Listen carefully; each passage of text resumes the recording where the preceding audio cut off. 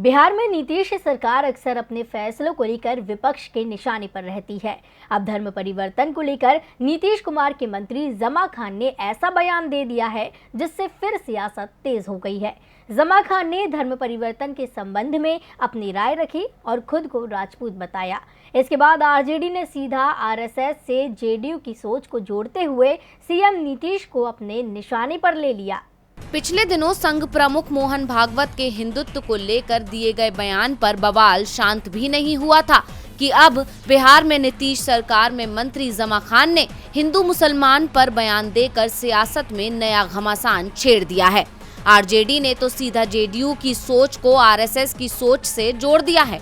RJD के प्रदेश महासचिव साजिद जमाल ने कहा कि जो जमा खान का बयान आया है, आज से 2-3 दिनों पहले आरएसएस प्रमुख मोहन भागवत का भी वैसा ही बयान सामने आया था।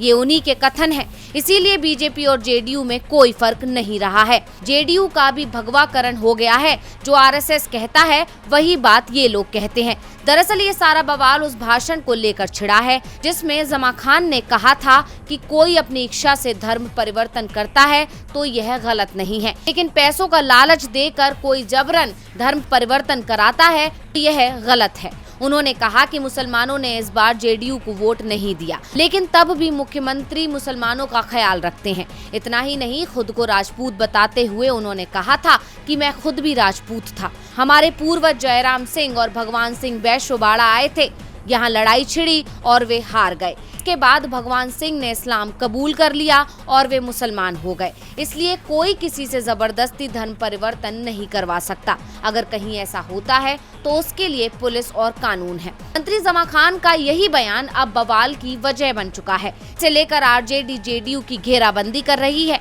अब देखना है कि नीतीश सांप्रदायिकता के इस मुद्दे पर अपना बचाव कैसे करते हैं। लाइव की रिपोर्ट।